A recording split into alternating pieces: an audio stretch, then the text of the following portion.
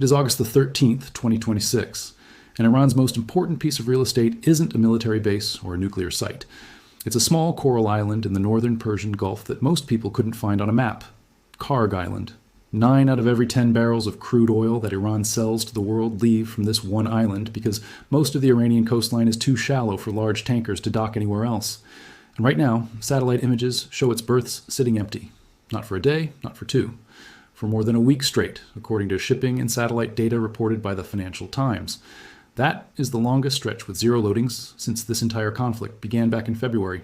Let's be precise about what actually happened, because the real story is more interesting than the headline version, and it stretches back further than most coverage is giving it credit for. Go back to the beginning. The Strait of Hormuz closed on March the 4th, 2026, and the shock hit instantly. Brent crude surged past $120 a barrel. Qatar Energy declared force majeure on all its exports. The combined oil production of Kuwait, Iraq, Saudi Arabia, and the United Arab Emirates dropped by a reported 6.7 million barrels per day within a week, and by at least 10 million barrels per day within 10 days. This wasn't just an Iran story anymore. It became a Gulf-wide supply shock, and it had a second, uglier layer to it that barely made Western headlines. The Gulf Cooperation Council states rely on the Strait for more than 80% of their caloric intake. Their food, not their fuel. By mid-March, roughly 70% of the region's food imports were disrupted. Retailers were airlifting staples. Consumer prices spiked between 40 and 120% depending on the product. And Iranian strikes on desalination infrastructure, the source of 99% of drinking water in Kuwait and Qatar, pushed the crisis from an economic story towards something closer to a humanitarian one. 9 days after the strait closed on March the 13th, the United States hit Kharg Island directly, striking more than 90 military targets on and around the island. Missile storage sites, mine depots, defense infrastructure built to protect the terminal. But Washington made a specific, deliberate choice that night. It left the oil terminal itself standing.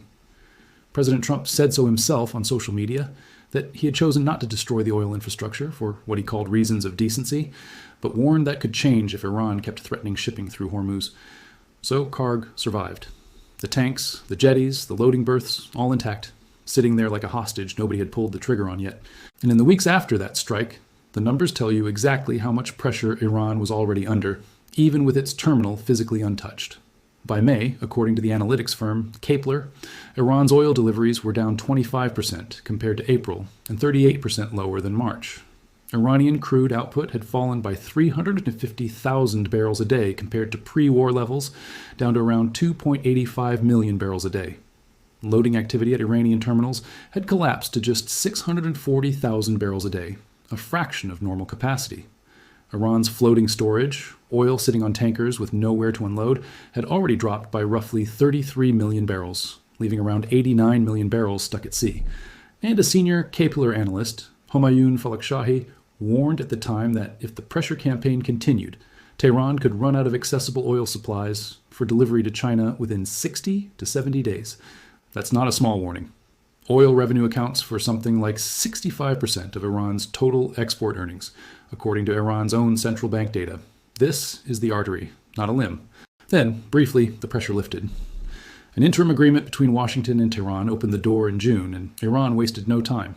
Bloomberg tracked Iran resuming loadings at Kharg after a 6-week pause, moving roughly 20 million barrels using tankers that had been sitting idle near the port of Chabahar. 3 very large crude carriers, each capable of hauling about 2 million barrels, moored at the terminal. For about 6 weeks, it genuinely looked like Iran's oil economy was clawing its way back from the edge. Then it fell apart again. The interim deal collapsed in mid-July.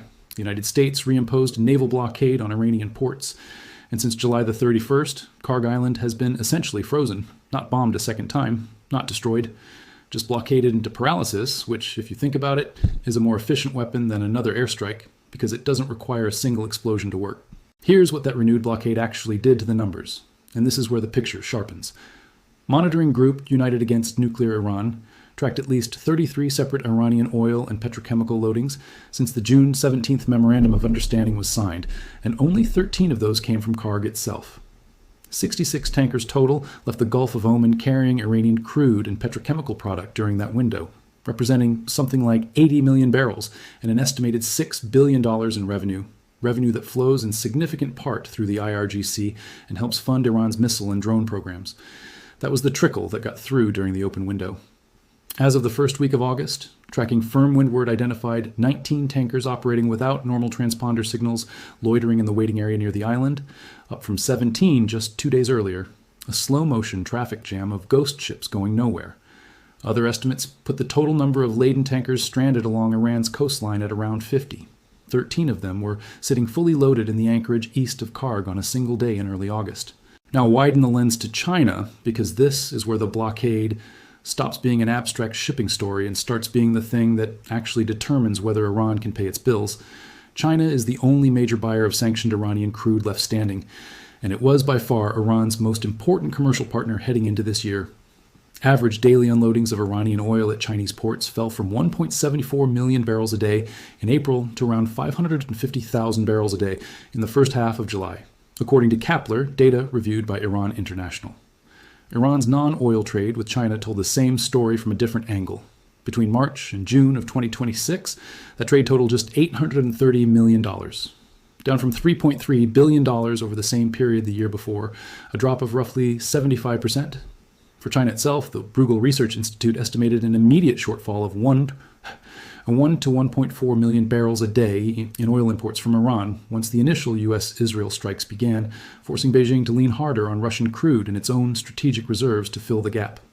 China is more insulated than most economies from this shock, thanks to those reserves and its diversified supply lines. But even Beijing took a hit, with the IMF trimming its 2026 growth forecast for China on the back of the broader disruption.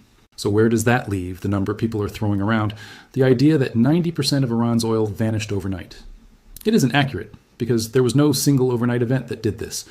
What's real, and what the evidence actually supports, is that Kharg Island handles close to 90% of everything Iran exports. That's been true for years. And that for more than a week now, the terminal that carries that 90% has loaded exactly 0 tankers. That is not a metaphor. That is a choke point doing exactly what a choke point is designed to do, slowly, methodically, without a single explosion, while roughly 50 fully loaded tankers sit anchored offshore with nowhere to unload their cargo and no clear timeline for when that changes. Richard Brons, who heads geopolitics at the energy research firm Energy Aspects, put the current moment plainly. The blockade is effective, he said, in the sense that there isn't much tanker traffic going in or out at all right now. But he also added something that should temper any prediction of an imminent Iranian collapse. He doesn't expect the loss of export revenue to put immediate pressure on Tehran to bend in negotiations. His raid on the regime's calculation is blunt. Iran believes it holds the upper hand in the Strait of Hormuz standoff, and it is willing to absorb a great deal of economic pain to keep exploiting that advantage. And history backs him up here, at least so far. According to the Financial Times, Iran kept loading tankers at Kharg continuously through 6 full months of open war with the United States and Israel, through direct strikes on the island itself, through a collapsing currency, through sanctions Iran had already been living under for years. It took a second, tighter, reimposed blockade in July to actually bring the terminal to a full and complete stop. That tells you something important about how much punishment this system is built to absorb before it actually breaks. At the same time, there's a separate diplomatic track running in parallel that could change all of this.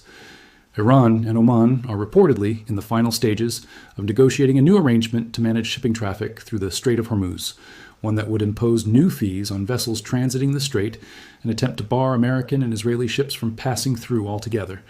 Whether that deal actually materializes, and whether it does anything to unstick the tankers sitting off Kharg right now, is still an open question. The shipping industry, by most accounts, remains deeply skeptical, and so does Washington, and neither has signed off on anything yet. So here's where this actually stands, stripped of the exaggeration in both directions. Iran's main artery is not destroyed, it's clamped. 9 out of every 10 export barrels flow through a terminal that has now sat completely idle for more than a week. The longest halt since the war began nearly 6 months ago, longer than the war itself managed to produce even with a direct military strike on the island. Roughly 50 tankers are floating full and going nowhere. China, Iran's last major customer, has already cut its intake by more than 2/3 compared to the spring. And the regime that owns all of this oil has, by its own economic minister's own data, built 65% of its export income on this single commodity moving through this single choke point. The strategic question isn't whether Iran notices the pain. Of course it notices. Every one of those numbers translates into real currency pressure, real budget pressure, real strain on a government trying to fund a war and a domestic security apparatus at the same time. The real question is whether a regime that survived 6 straight months of direct war, sanctions, floating storage running low, and its own currency sliding, without losing its main export terminal to blockade pressure, is now, finally, close to a genuine breaking point. Or whether this is simply the newest chapter in a pattern it has weathered before and is fully prepared to weather again. The tankers sitting off Kharg Island tonight, fully loaded and going nowhere, are the clearest picture available of which way that answer is trending. And right now, nobody, not the analysts, not the traders, not the people negotiating in Oman, actually knows for certain which way it breaks.